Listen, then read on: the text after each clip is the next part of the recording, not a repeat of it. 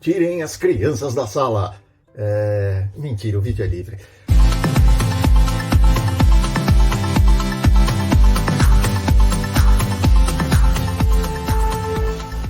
Olá, tudo bem?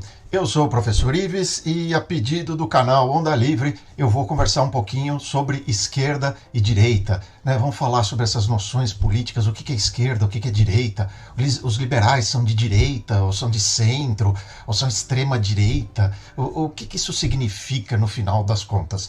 Vamos conversar um pouquinho sobre isso.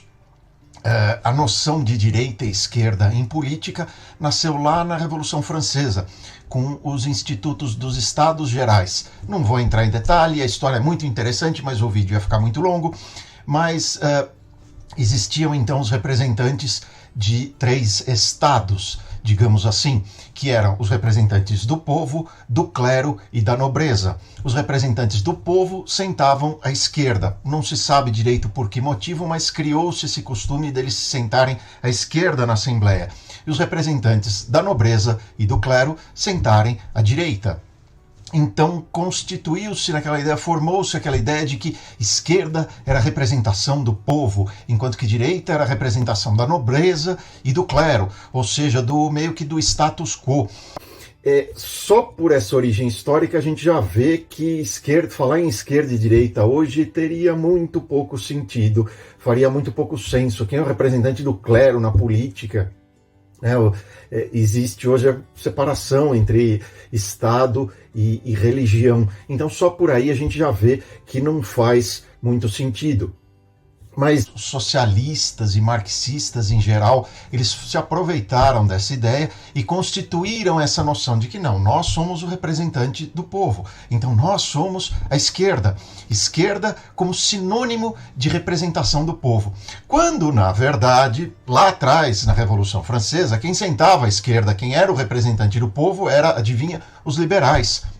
Eram os liberais que se sentavam à esquerda. Tinha a questão dos jacobinos, etc., mas isso é outra história. De novo, o vídeo iria ficar muito longo. Mas aí criou-se essa noção, e os socialistas exploram isso muito bem, de marketing, eles são muito bons, de que a esquerda representa o povo, a direita representa elites e quem explora o povo, é a própria noção de exploração marxista, né, de teoria de classe, teoria de exploração, teoria da mais-valia, eles usam bastante isso. Mas a verdade é que, se você for estudar a teoria política, e é por isso que esse tema gera tanta discussão, não existe uma definição clara do que é esquerda, não existe definição clara do que é direita. Então você pode ver que todas as discussões a respeito disso sempre são: não, mas na minha opinião a esquerda significa... Não, mas na minha opinião a direita significa que... E fica aquela discussão, o que cada um acha que é cada coisa, e nunca se chega a lugar nenhum. Exatamente por conta disso.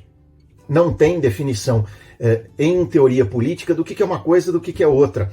Tá? E aí você encaixa o que bem entender em qualquer uma. Então não, o sujeito que acha que a esquerda é a representação do povo, então ele coloca tudo que é ruim no saco da direita. Ou se ele acha que a esquerda é dominação e etc., ele coloca, né, e aí faz aquele balaio de gato, e aí a gente vê coisas como, por exemplo, né, o ex-editor da Veja, o Minucarta, dizendo que Stalin era de direita. E você pode falar uma porção de coisas a respeito do Minucarta, menos que ele não era inteligente ou que ele era mal informado.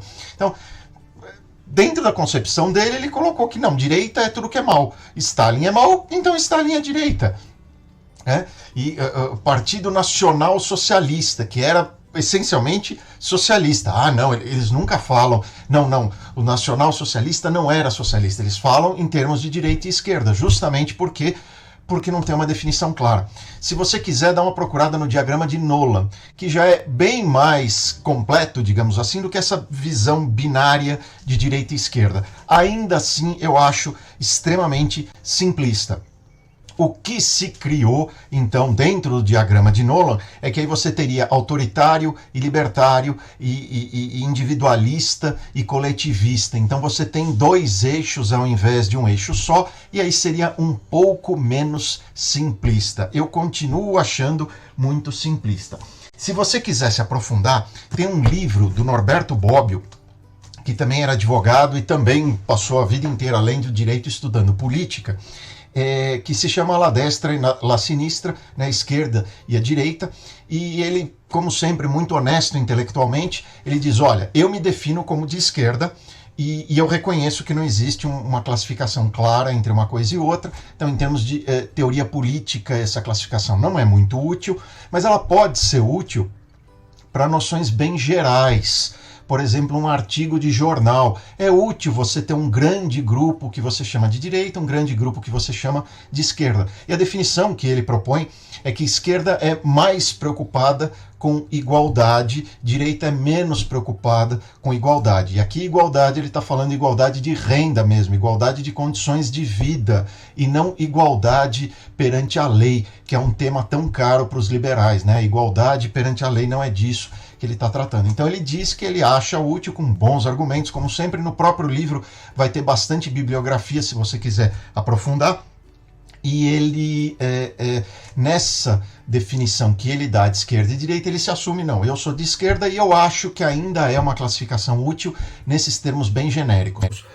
Ele não fala isso, mas outros doutrinadores vão dizer, não, então esquerda seria quem está mais focado em igualdade, a igualdade de resultado, igualdade de renda, enquanto que direita seria mais preocupado com liberdade no âmbito dos liberais ou manutenção das instituições, manutenção da ordem no âmbito dos conservadores. Tá?